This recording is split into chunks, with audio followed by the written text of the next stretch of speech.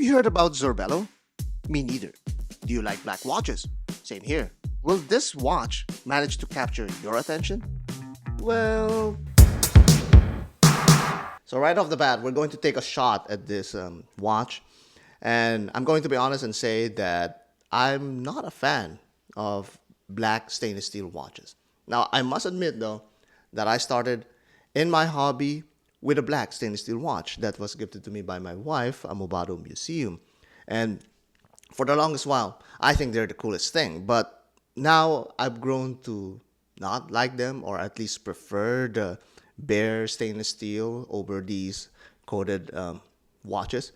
But when I received this watch, I not only wondered why I even selected a black DLC version of the D1 from Zorbello, but at the same time, I'm surprised at what this new company, at least new to me, has to offer. And when I browse their collections, I see there's a potential there. So let's dive and dissect this D1 limited edition from Zorbello and see what makes this an interesting watch, but at the same time, a launch pad for the potential for this watch company. If you're paying at least half the attention, what this watch pirate is trying to say is that this brand is not really popular. But despite such, they do seem to have a really good, modest collection already, and their designs are attention-grabbing enough to be worth the browse. And this is the one that caught my attention. That's saying something considering I'm not in the mood for more black-coated steel watches. So I implore you to skip the usual. Zor is Scandinavian for strength and Bello is Italian for beautiful, and let's jump right into what makes this watch a solid consideration. It's big, it's bold, and it's even noisy. It's like a Graham prototype that got misplaced in a Citizen catalog kind of thing. If you're looking for something different, Zorbello is hoping to make you, at the very least, well, look. This crown guard is likely the first thing that you'd be curious about, and you'd be happy to hear that it actually works. The watch is rated at 200 meters without the need for a threaded crown. It protects all the features of the NH35 inside, which I'm sure many of you are all too familiar at this point. One thing to keep in mind though is that you need to align the crown's deep channel against the crown guard's latch. Otherwise, you won't be able to close this mechanism in place. You may wonder if this whole contraption is too extended outward that it might snag any unsuspecting sleeves or faces. Well, I'm happy also to report that that has not happened yet. Not yet, at least. Everything else is your standard affair with the bracelet closing and opening with relative ease. From below, you can see the more matted rounded facets, making for a more tactile wear. As much as black watches seem to feel more compact and smaller than most, this has that opposite impression. The bracelet is nice and glossy, matching the personality of the case. The case itself has this brutish feel on the wrist. It feels very masculine without going full commando. The bracelet contributes to that slight finesse. On a sailcloth strap, the utilitarian persona rears its head, and I must say, it swings the needle towards a mechanical mud master, if I may say so. I love the different colors and textures on this great combination. If you want a total black setup, then here it is. This loopless strap from Artem elevates this watch to a much higher level that it deserves. That's if you're willing to spend the extra cash, of course. If you're not ready to get so serious with this D1, Artem's NATO with this adorable orange pinstripe matches this Zorbello very well. Honestly, my watch pirate tingles is alerting me that these hardware do not match the watch case, but I'm sure you're man enough to handle your own tingles. Watch collecting has a lot to do with feelings after all. These decisions motivated by emotions is not necessarily bad, but more often than not, it can lead to some really bad and regrettable situations. On this one, my preferences got the better of me, although many of you may choose to select the safer models such as this one. For the sake of being different, I chose this one with the rounded markers, contrary to the ordinary models which has these polished trapezoids. They also have these horizontal lines that make them more tag-inspired than anything else. Compared against other popular watches, this D1 Ocean can hang with the Seiko 5 Sports GMT. You're free to say that I'm comparing wombats to oranges, but it's my ship, my journey. you're free to walk the plank anytime you want. For what it's worth, it's more expensive than the Seiko 5 GMT and it's a bit thinner from the sides. While the Seiko disappoints in the bezel and crown department like a pale and stale Heineken, the Zorbello makes it up for those features. Now, if you want to have an unfair match, the Submariner steps onto the plate and thoroughly destroys the Zorbello in every way. Disadvantage is an understatement here. Then again, you'll never find a blacked out Submariner outside of modding it and being disowned by every watch club in the Western Hemisphere. So in that fantastical scenario, you're better off using that $600 on this Zorbello and sparing your horological credibility by keeping a sense of good taste. Speaking of good taste, some of you were alert enough when I uploaded the unboxing video and commented on this watch. Jim Kincaid was lazy with his comment this time, merely saying that yes, it looks rugged.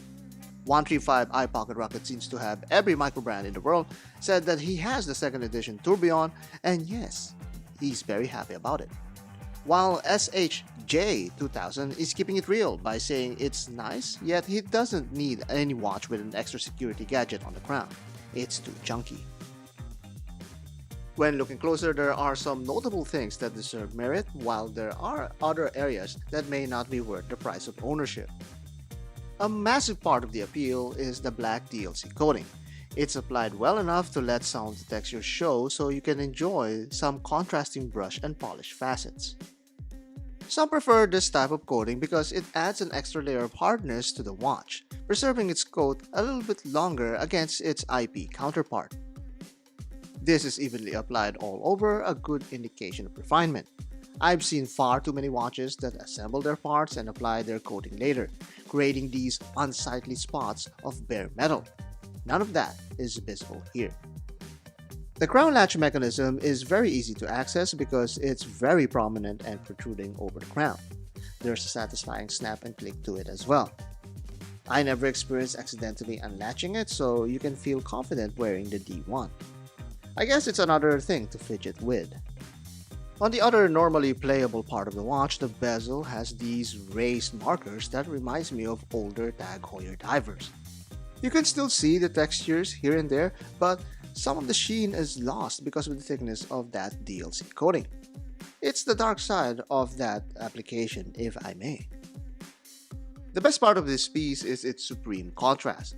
The indexes have really good spacing, making the dial look more spacious than it actually is. The hands are also large and prominent. It's ideal for all of that lume application.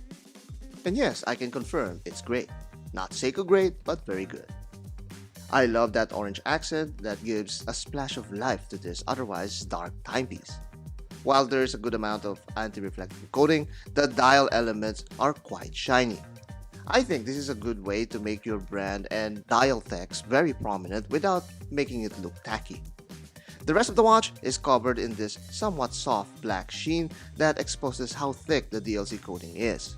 This may not be what people are expecting based on the online images, but it's not something to dismiss the watch for. I know so because that's exactly what happened to me. It's a bold black watch that has an enhanced masculine appeal, especially from afar. But up close, it's got a lot of facet contrast to make it more upscale than your typical citizen diver. I guess it's more versatile than it should be, but executed with a lot more emphasis on contrast. If you can get past that crown guard and above average price, it's a pleasant surprise for black DLC watch collectors. And that is the D1 Ocean Limited Edition from Zorbello. They managed to make this a little bit different compared to their regular D1 Oceans, and they did not disappoint when it comes to DLC coating. While many brands may be able to overdo it when it comes to coating and then get all of those textures lost, but here they managed to retain some of those pleasing surfaces with the nice combinations of brush and polish finishes there.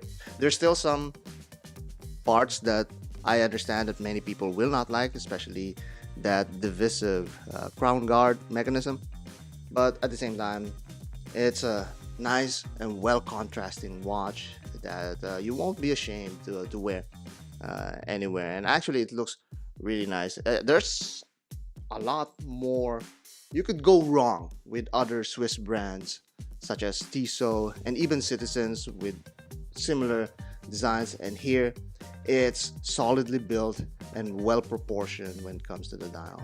I love it. It's a good start. It's a promising brand that we've never heard of, and I encourage you to comment down below and let me know what you guys think about this new unheard of brand, and see if their offerings are actually pleasing to you and what kind of potential this company has. And I think they have a good potential. They have this sort of sporty yet industrial feel to their watches. At the same time, they're offering some interesting dial options.